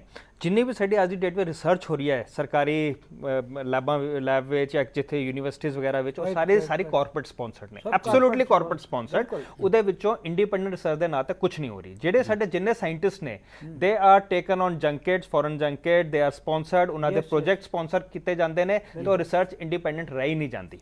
ਨਾਲ ਹੁਣ ਜਿਹੜਾ ਮੋਸਟ ਇੰਪੋਰਟੈਂਟ ਚੀਜ਼ ਹੈ, ਜਿਹੜਾ ਇਹ ਜਿਹੜੇ ਹੁਣ GM ਦੀ ਜਿਹੜੀ ਆਵਾਜ਼ ਚੱਲ ਰਹੀ ਹੈ, ਸਭ ਕੁਝ ਕੀ ਹੈ, ਇਹ ਬੇਸਿਕਲੀ ਇੰਟੈਲੈਕਚੁਅਲ ਪ੍ਰਾਪਰਟੀ ਰਾਈਟਸ ਆ, ਪੇਟੈਂਟਿੰਗ ਦੀ ਗੇਮ ਹੈ, ਜਿੱਥੇ ਤੁਸੀਂ ਸੀਡ ਜਿਹੜਾ ਬੀਜ ਹੈ ਤੁਹਾਡਾ, ਉਹ ਬੀਜ ਵੀ ਤੁਸੀਂ ਕਬਜ਼ੇ ਵਿੱਚ ਲੈਣਾ ਚਾਹੁੰਦੇ ਹੋ, ਮੋਨੋਕਲਚਰ ਪ੍ਰਮੋਟ ਕਰਨਾ ਚਾਹੁੰਦੇ ਹੋ, ਬਾਕੀ ਸਾਰਾ ਖਤਮ ਹੋ ਜਾਏ ਮਾਰਕੀਟ ਵਿੱਚ, ਇਹੀ ਮੇਰਾ ਬੀਜ ਵਿਕੇ ਤੇ ਉਹੀ ਮੇਰੀ ਕ੍ਰੌਪ ਵਿਕੇ। ਮਤਲਬ ਅਸੀਂ ਫਸਲਾਂ ਦੀ ਵੰਨ-ਸੁਵੰਨਤਾ ਦੀ ਗੱਲ ਕਰ ਰਹੇ ਹਾਂ। ਇੱਕ ਫਸਲ ਦੇ ਅੰਦਰ ਜਿਹੜੀ ਕਣਕ ਦੀ ਵੰਨ-ਸੁਵੰਨਤਾ ਦੀ, ਝੋਨੇ ਦੀ ਵੰਨ-ਸੁਵੰਨਤਾ ਦੀ, ਮੱਕੀ ਦੀ ਵੰਨ-ਸੁਵੰਨਤਾ ਦੀ ਗੱਲ ਉਹ ਪਿੱਛੇ ਰਹਿ ਗਈ ਹੈ। ਇਹਦੇ ਇਲਾਵਾ ਮੈਂ ਇਹਨਾਂ ਦੇ ਪੇਟੈਂਟ ਦੇਖੇ GM ਕੰਪਨੀ ਦਾ, ਮੈਂ ਪਿੱਛੇ ਕਈ ਸਾਲਾਂ ਤੋਂ ਮੈਂ ਇਹਨਾਂ ਦੇ ਪੇਟੈਂਟ ਮੈਂ ਸਟੱਡੀ ਕਰ ਰਿਹਾ। ਇਹਨਾਂ ਦੇ ਜਿੰਨੇ ਵੀ ਇਹਨਾਂ ਨੇ ਪੇਟੈਂਟ ਰਜਿਸਟਰ ਕਰਵਾਏ ਨੇ, they have registered the patents, ਇਹ ਕਹਿ ਕੇ ਇਹਨਾਂ ਨੇ ਪੇਟੈਂਟ ਰਜਿਸਟਰ ਕਰਵਾਏ ਨੇ ਕਿ ਇਹ ਜਿਹੜਾ ਬੀਜ ਹੈ ਇਹ ਇਨਸੈਕਟੀਸਾਈਡ ਹੈ ਜੀ। ਇਹ ਉਹਨਾਂ ਨੇ ਬੀਜ ਹੀ ਇਹਨੂੰ ਇਨਸੈਕਟੀਸਾਈਡ ਬਣਾਤਾ ਕਿ ਇਹ ਜੇ ਕੋਈ ਕੀੜਾ ਖਾਏਗਾ ਤੇ ਉਹ ਮਰ ਜਾਏਗਾ। ਜਦ ਤੁਸੀਂ ਬੀਜ ਇਨਸੈਕਟੀਸਾਈਡ ਬਣਾਤਾ, ਉਹਦਾ ਲੋਡ 4000 ਗੁਣਾ ਜ਼ਿਆਦਾ, ਮਤਲਬ ਜੋ ਤੁਸੀਂ ਸਪਰੇਅ ਕਰਨਾ ਸੀ ਉਹ ਤੁਸੀਂ ਬੀਜ ਦੇ ਵਿੱਚ ਬੀਜ ਦੇ ਅੰਦਰ ਹੀ ਪਾਤਾ। ਹਾਂਜੀ ਕੋਸ਼ਟ ਸਾਹਿਬ, ਮੈਂ ਮੁੰਡੀ ਤੁਹਾਡੇ ਕੋਲ ਆ ਰਿਹਾ। ਦੇਖਿਏ, ਇੱਕ ਤਾਂ ਜਿਸ ਤਰ੍ਹਾਂ GM ਉੱਤੇ ਰਿਸਰਚ ਹੈ, there is no doubt it's influenced by big companies ਜੀ, ਮਗਰ ਜਿਹੜਾ ਹਾਲੇ ਵੀ ਪ੍ਰਾਈਵੇਟ ਕੰਪਨੀਜ਼ ਨਾਲੋਂ ਜ਼ਿਆਦਾ ਜਿਹੜੀ ਸਰਕਾਰ ਹੈ ਜੀ, ਪੈਟਰਨੇਜ ਡਿਸਟ੍ਰੀਬਿਊਸ਼ਨ ਸਭ ਤੋਂ ਜ਼ਿਆਦਾ ਸਰਕਾਰ ਦੇ ਹੱਥ ਹੈ ਜੀ। ਇਹ ਕੋਈ ਲਾਜ਼ਮੀ ਨਹੀਂ ਕਿ ਹਰ ਜਿਹੜੀ ਰਿਸਰਚ ਹੈ GM ਫੂਡਸ, ਯੈਸ, ਕਿਉਂਕਿ GM ਫੂਡਸ ਜਿਹੜਾ ਸਟੇਕ ਹੈ ਉਹ 2-4 ਕੰਪਨੀਆਂ ਦਾ ਹੈ, ਪਰ ਜਿਹੜੀ ਸਾਰੀ ਜਿਹੜੀ ਰਿਸਰਚ ਹੁੰਦੀ ਹੈ ਉਹ ਜਿਹੜੀ ਫਰੀडम ਚਾਹੀਦੀ ਹੈ ਜੀ। ਸੀ ਸਾਇੰਸ ਇਜ਼ ਵੈਰੀ ਐਕਸਪੈਂਸਿਵ ਜੀ, ਉਹਦੇ ਤੇ ਗਵਰਨਮੈਂਟ ਦਾ ਵੀ ਕੰਟਰੋਲ ਹੈ, ਇਨਡਾਇਰੈਕਟ ਕੰਟਰੋਲ ਹੈ, ਚਾਹੇ ਉਹ PGI ਚ ਰਿਸਰਚ ਹੋ ਰਹੀ ਹੈ, ਯੂਨੀਵਰਸਿਟੀ ਚ ਰਿਜ਼ਲਟ ਹੋ ਰਹੀ ਹੈ, indirect hand of the government is visible ਜੀ। ਦੂਸਰੀ ਜਿਹੜੀ ਮੈਂ ਗੱਲ ਕਹਿੰਦਾ, ਜਿਹੜੀ ਚੀਜ਼ ਮਹਿੰਗੀ ਹੈ, ਜੇ ਉਹ ਲੋੜ ਹੈ ਤੇ ਜਿੰਨੀ ਮਰਜ਼ੀ ਮਹਿੰਗੀ ਹੋਵੇ, ਸਿਹਤ ਹੈ ਲੋਕਾਂ ਦੀ ਤੇ ਸਾਨੂੰ ਵਿਗਿਆਨ ਦੀ ਖੋਜ ਦੀ ਲੋੜ ਹੈ। ਇਨ ਪ੍ਰਿੰਸੀਪਲ ਯੈਸ ਜੀ, ਪਰ ਜਿਹੜੀ ਜਿਸ ਤਰ੍ਹਾਂ ਪੰਜਾਬ ਚ ਮੇਰੇ ਕੋਲ ਡੇਟਾ ਹੈ, it's very well non, Punjab ਕੋਲ ਹਿੰਦੁਸਤਾਨ ਦੀ 2% ਜ਼ਮੀਨ ਹੈ ਜੀ, 20% ਵੀਟ ਹਿੰਦੁਸਤਾਨ ਸਪਲਾਈ ਕਰਦਾ ਹੈ ਜੀ। ਜੇ ਤੁਸੀਂ ਇਹ ਸੋਚੋ ਕਿ ਬਗੈਰ ਹਾਈ ਟੈਕਨੋਲੋਜੀ ਦੇ ਜੀ ਤੁਸੀਂ ਫੂਡ ਗ੍ਰੇਨ ਪੈਦਾ ਕਰ ਸਕਦੇ ਹੋ, ਮਤਲਬ ਇੰਨੀ ਮਿਕਦਾਰ ਦੇ ਵਿੱਚ ਨਹੀਂ ਕਰ ਸਕਦੇ ਜੀ। ਜਿਹੜਾ ਇਲਾਜ ਹੈ, ਜਦੋਂ ਗ੍ਰੀਨ ਰੈਵੋਲੂਸ਼ਨ ਸ਼ੁਰੂ ਹੋਈ ਹੈ ਜੀ, ਦੋਜ਼ ਵਰ ਡੇਜ਼ ਆਫ ਇਨੋਸੈਂਸ ਜੀ। ਤੁਸੀਂ ਪਾਣੀ ਦਾ ਐਕਸੈਸਿਵ ਯੂਜ਼ ਕੀਤਾ ਹੈ ਜੀ, ਕੈਮੀਕਲਸ ਦਾ ਐਕਸੈਸਿਵ ਯੂਜ਼ ਕੀਤਾ ਹੈ, ਨਵੇਂ ਬੀਜ ਬਣਾਏ ਹੈ ਜੀ। ਨਵੇਂ ਬੀਜ ਤਾਂ ਠੀਕ ਹੈ ਜੀ, ਮਗਰ ਉਹ ਜਿਹੜੇ ਨਵੇਂ ਬੀਜ ਬਣਾਏ ਗਏ ਹੈ, ਉਸ ਗਵਰਨਮੈਂਟ ਵਾਜ਼ ਇੰਟਰਮੀਡੀਏਟ ਜੀ। ਉਹ ਮੈਕਸੀਕੋ ਚ ਵੀਟ ਡਿਵੈਲਪ ਹੋ ਰਿਹਾ ਹੈ, ਮਨੀਲਾ ਚ ਰਾਈਸ ਡਿਵੈਲਪ ਹੋ ਰਿਹਾ ਹੈ, ਤੁਹਾਡੀ ਜਿਹੜੀ ਸਰਕਾਰੀ ਯੂਨੀਵਰਸਿਟੀਜ਼ ਹੈ ਉਹ ਉਹਨੂੰ ਅਡੈਪਟ ਕਰ ਰਹੀ ਹੈ, ਤੇ ਕਿਸਾਨ ਨੂੰ ਇਹ ਗਾਰੰਟੀ ਹੋ ਰਹੀ ਹੈ ਕਿ ਸਰਕਾਰ ਦਾ ਹੱਥ ਸਾਡੇ ਕੋਲ ਹੈ ਜੀ। ਮਗਰ ਹੁਣ ਜਿਹੜੀ ਤੁਹਾਨੂੰ ਬੈਡ ਇਫੈਕਟ ਪਤਾ ਚੱਲੇ ਗ੍ਰੀਨ ਰੈਵੋਲੂਸ਼ਨ ਦੇ, ਓਵਰ ਯੂਜ਼ ਆਫ ਵਾਟਰ ਜੀ। ਜਿੱਥੇ ਕੈਨਾਲ ਦਾ ਪਾਣੀ ਤੁਸੀਂ ਲਿਆ ਉੱਥੇ ਵਾਟਰ ਲੌਗਿੰਗ ਹੋ ਗਈ ਹੈ, ਜਿੱਥੇ ਟਿਊਬਵੈਲ ਦਾ ਪਾਣੀ ਲਿਆ ਉੱਥੇ ਡਿਪਲੀਸ਼ਨ ਹੋ ਗਈ ਹੈ ਜੀ। Over use of agro chemical ਜੀ, ਤੁਹਾਨੂੰ ਪਤਾ ਹੈ ਪਿਛਲੇ 30 ਸਾਲਾਂ ਤੋਂ ਕਿ ਇਹ ਅਸਰ ਹੋ ਰਿਹਾ ਹੈ ਜੀ। ਪਰ ਮੈਂ ਨਹੀਂ ਕਹਿ ਰਿਹਾ ਕਿ ਗ੍ਰੀਨ ਰੈਵੋਲੂਸ਼ਨ ਜਿਸ ਤਰ੍ਹਾਂ ਆਈ ਹੈ ਉਹ ਕੋਈ ਹੋਰ ਤਰੀਕਾ ਸੀ ਜੀ, ਮਗਰ ਜਿਉਂ ਹੀ ਤੁਹਾਨੂੰ ਪਤਾ ਚੱਲਿਆ ਜੀ ਕਿ ਇਹਦੇ ਇਹ ਨੈਗੇਟਿਵ ਇਫੈਕਟ ਹੈ ਤੇ ਉਹਦੇ ਦੂਜੇ ਪਾਸੇ ਵੱਲ ਕੋਈ ਕਰੈਕਸ਼ਨ ਨਹੀਂ ਕੀਤੀ ਹੈ ਜੀ ਜੀ। ਇੱਕ ਹੋਰ ਜਿਹੜੀ ਮੈਂ ਚੀਜ਼ ਉਠਾਉਣਾ ਚਾਹਨਾ ਜੀ, ਉਹ ਹੈ ਕੈਂਸਰ ਔਰ ਪੈਸਟੀਸਾਈਡ ਦਾ ਸੰਬੰਧ। ਉਹ ਬੜਾ ਕੰਪਲਿਕੇਟਡ ਇਸ਼ੂ ਹੈ ਜੀ। ਪੈਸਟੀਸਾਈਡ ਹਾਰਮਫੁਲ ਹੈ, excessive dose there is no doubt ਜੀ। ਜਿਹੜਾ ਕੈਂਸਰ ਔਰ ਪੈਸਟੀਸਾਈਡ ਦਾ ਸੰਬੰਧ ਹੈ ਜੀ, ਉਹ ਸਮਝੋ ਕਿ ਉਹਨਾਂ ਸਿੱਧਾ ਨਹੀਂ ਜਿੰਨਾ ਨਹੀਂ ਹੈਗਾ, ਔਰ obviously there are more factors। ਮੈਂ ਜੇ ਸਵਾਲ ਨੂੰ ਇਸ ਤਰੀਕੇ ਨਾਲ ਪੁੱਛਾਂ ਕਿ ਚਲੋ ਇਹ ਮੰਨ ਲਿਆ ਜਾਵੇ ਕਿ ਕੈਂਸਰ ਸਾਰੀਆਂ ਬਿਮਾਰੀਆਂ ਚੋਂ ਇੱਕ ਬਿਮਾਰੀ ਹੈ, ਉਹਦਾ ਸਿੱਧਾ ਸੰਬੰਧ ਨਹੀਂ ਹੈਗਾ, ਪਰ ਇੱਕ ਮਿੰਟ, ਜਿਹੜਾ ਕੀਟਨਾਸ਼ਕ ਹੈ ਉਹਦਾ ਤੇ ਸਿਹਤ ਦਾ ਤਾਂ ਸਿੱਧਾ ਸੰਬੰਧ ਹੈਗਾ। ਬਿਲਕੁਲ ਸਿੱਧਾ ਸੰਬੰਧ ਕਲੀਅਰ ਕਰ ਦਾਂਗੇ ਇੱਕ ਵਾਰ ਮਨਮੋਹਨ ਜੀ ਨੂੰ ਜੀ। ਪਰ ਕੈਂਸਰ ਦਾ ਤੇ ਪੈਸਟੀਸਾਈਡ ਦਾ ਵੀ ਡਾਇਰੈਕਟ ਹੈ। ਇਹ ਮੇਰੇ ਕੋਲ ਪੇਪਰ ਪਏ ਨੇ, ਇਹ ਜਿਹੜਾ ਹੈ WHO ਦੇ ਪੇਪਰ ਨੇ, ਇਹਦੇ ਵਿੱਚ ਇਹ ਪੂਰੀ ਸਟੱਡੀ ਹੈ ਕਿਹੜਾ ਸਾਰੇ ਪੈਸਟੀਸਾਈਡ ਨੇ, ਪਰ ਕੁਝ ਪੈਸਟੀਸਾਈਡ ਦਾ ਨੋਨ ਮਿਊਟਾਜਨ ਤੇ ਕਾਰਸਿਨੋਜੈਨਿਕ ਹੈ ਜਿਹਦੇ ਨਾਲ ਕੈਂਸਰ ਹੁੰਦਾ ਹੈ। ਜੀ ਮਨਮੋਹਨ ਜੀ ਇਹਦੇ ਵਿੱਚ ਕੋਈ doubt ਸੀ ਬੇਸਿਕਲੀ ਮੈਂ ਇਹਨੂੰ ਗੱਲ ਨੂੰ ਜ਼ਿਆਦਾ ਲੰਬਾ ਟਾਈਮ ਨਾ ਲੈਂਦਾ ਬਿਲਕੁਲ, ਆਪਣੇ ਕੋਲ time ਖਤਮ ਹੋ ਗਿਆ ਦਰਅਸਲ। ਸਾਨੂੰ ਜਿਹੜਾ ਧਿਆਨ ਰੱਖਣ ਦੀ ਗੱਲ ਹੈ ਵੀ ਜਿਹੜਾ ਹਾਈ ਕੋਰਟ ਦਾ ਫੈਸਲਾ ਹੈ for ਡਿਸਕਰੇਜਿੰਗ the use of insecticide, ਇਹ ਕਿਤੇ ਉਹ ਦੂਜੀ ਜੀਐਮ ਟੈਕਨੋਲੋਜੀ ਕਨੀ ਜੰਪ ਨਾ ਕਰ ਜਾਏ ਜੀ, ਕਿਉਂਕਿ ਉਹ ਕਹਿੰਦੇ ਆ ਵੀ ਸਾਡੀ ਜਿਹੜੀ ਟੈਕਨੋਲੋਜੀ ਉਸ 'ਚ ਲੈਸ ਯੂਜ਼ ਆਫ ਪੈਸਟੀਸਾਈਡ ਇਨਸੈਕਟੀਸਾਈਡ ਹੈ, ਜੀ। ਕਿਤੇ ਦਾ ਸੋਲੂਸ਼ਨ ਉਹ ਨਾ ਨਿਕਲਿਆ ਤੇ ਸਾਨੂੰ ਧਿਆਨ ਰੱਖਣ ਦੀ ਇਹ ਲੋੜ ਹੈ। ਮਤਲਬ ਕੁੱਲ ਇਹਦਾ ਮਿਲਾ ਕੇ high ਗੱਲ court- ਇਹ ਹੈ ਕਿ ਵੀ ਇਸ ਵੇਲੇ ਹਾਂ। ਸਾਨੂੰ ਹੋਰ ਜ਼ਿਆਦਾ ਹਾਂ। ਸੰਜੀਦਾ ਢੰਗ ਨਾਲ ਗੱਲ ਹਾਂ, ਕਰਨ ਦੀ ਲੋੜ ਕਿਉਂਕਿ ਹੈ। ਅੱਛਾ ਦੂਜੀ ਗੱਲ ਹੈ ਜਿਸ ਤਰ੍ਹਾਂ ਕਿ ਇਹਨਾਂ ਦੀ ਪੈਦਾਵਾਰ ਦੀ ਵੀ ਜਿਹੜੇ ਦੂਜੇ ਮਾਡਲ ਹੈ ਆਰਗੈਨਿਕ ਮਾਡਲ ਹੈ, Cuba is example, there certain country ਹੈ ਇਨਵੋਲਵ ਇਨ ਐਗਜ਼ਾਮਪਲ, ਤੁਸੀਂ ਉਹਨੂੰ ਕਦੇ ਪ੍ਰਮੋਟ ਹੀ ਨਹੀਂ ਕੀਤਾ। You have always promoted this green revolution strategy. ਮਤਲਬ ਕੁੱਲ ਮਿਲਾ ਕੇ ਆਪਾਂ ਇਹ ਮੰਨੀਏ ਮਨਮੋਹਨ ਜੀ, ਕੁੱਲ ਮਿਲਾ ਕੇ ਆਪਾਂ ਇਹ ਮੰਨੀਏ ਕਿ ਵੀ ਹਾਈ ਕੋਰਟ ਦੀ ਜਿਹੜੀ ਹਦਾਇਤ ਹੈ ਉਹਨੇ ਇੱਕ ਮੁੱਦਾ ਉਘਾੜ ਕੇ ਪੇਸ਼ ਕੀਤਾ ਜਿਹਦੇ ਤੇ ਸੰਜੀਦਗੀ ਨਾਲ ਗੱਲ ਕਰਨੀ ਚਾਹੀਦੀ ਹੈ ਤੇ ਇਹਨੂੰ ਲਾਗੂ ਕਰਨ ਵੱਲ ਸਾਨੂੰ ਚੇਤਨ ਰਹਿਣਾ ਪਊਗਾ। ਹਾਂਜੀ, ਛੋਟਾ ਜਿਹਾ ਹਾਂਜੀ, point ਤੁਸੀਂ ਸਾਰੇ ਅੱਜ ਦੀ ਚਰਚਾ ਸ਼ਾਮਿਲ ਹੋਏ, ਤੁਹਾਡਾ ਬਹੁਤ ਬਹੁਤ ਧੰਨਵਾਦ। ਖੇਤੀ ਨਾਲ ਜੁੜੇ ਜਿੰਨੇ ਵੀ ਮਸਲੇ ਨੇ ਉਹਨਾਂ ਦੇ ਹੱਲ ਪੇਸ਼ ਕੀਤੇ ਗਏ ਨੇ। ਖੇਤੀ ਬਨ ਸਵੰਨਤਾ ਦੀ ਗੱਲ ਕੀਤੀ ਗਈ ਹੈ, ਪਾਣੀ ਬਚਾਉਣ ਦੀ ਗੱਲ ਕੀਤੀ ਗਈ ਹੈ, ਨਾੜ ਤੇ ਪਰਾਲੀ ਨੂੰ ਖੇਤਾਂ ਵਿੱਚ ਅੱਗ ਨਾ ਲਗਾਉਣ ਦੀ ਗੱਲ ਕੀਤੀ ਗਈ ਹੈ, ਮਸ਼ੀਨਰੀ ਤੋਂ ਲੈ ਕੇ ਖਾਦਾਂ ਤੇ ਦਵਾਈਆਂ ਦੀ ਵਰਤੋਂ ਘਟਾਉਣ ਦੀ ਗੱਲ ਕੀਤੀ ਗਈ ਹੈ। ਪਰ ਇਹ ਸਾਰੇ ਉਪਦੇਸ਼ ਕਿਸੇ ਕੰਮ ਨਹੀਂ ਆਏ। ਸਵਾਲ ਮੁੜ-ਮੁੜ ਕੇ ਸਰਕਾਰੀ ਪਹਿਲਕਦਮੀਆਂ ਉੱਤੇ ਆ ਜਾਂਦਾ ਹੈ, ਸਰਕਾਰ ਦੀ ਨੀਅਤ ਉੱਤੇ ਆ ਜਾਂਦਾ ਹੈ। ਹੁਣ ਕੀਟਨਾਸ਼ਕਾਂ ਦੇ ਮਾਮਲੇ ਵਿੱਚ ਵੀ ਤਾਂ ਮੁੱਦਾ ਇੱਥੇ ਹੀ ਆ ਕੇ ਫਸਣਾ ਹੈ। ਇਹ ਗੱਲ ਨਿਰਾਸ਼ਾ ਦੀ ਲੱਗ ਸਕਦੀ ਹੈ, ਪਰ ਤਜਰਬਾ ਵੀ ਕੋਈ ਚੀਜ਼ ਹੁੰਦਾ ਹੈ। ਤੁਸੀਂ ਆਪ ਵੀ ਸੋਚੋ ਕਿ ਸਾਡਾ ਤਜਰਬਾ ਕੀ ਕਹਿੰਦਾ ਹੈ। ਨਮਸਕਾਰ, ਸਤਿ ਸ਼੍ਰੀ ਅਕਾਲ, ਖੁਦਾ ਹਾਫਿਜ਼। ਖਬਰਾਂ ਦੀ ਦੁਨੀਆ ਵਿੱਚ ਆਓ, ਸਾਡੇ ਨਾਲ ਕਦੇ ਵੀ ਤੇ ਕਿਤੋਂ ਵੀ ਜੁੜੋ। ਆਪਾਂ ਮਿਲਾਂਗੇ ਫੇਸਬੁੱਕ ਤੇ, ਅਸੀਂ ਦਿਖਾਂਗੇ YouTube ਤੇ, ਸਾਨੂੰ ਫੋਲੋ ਕਰੋ ਟਵਿੱਟਰ ਤੇ। ਖਬਰਾਂ ਨਾਲ ਜੁੜੇ ਰਹੋ ਦਿਨ ਰਾਤ।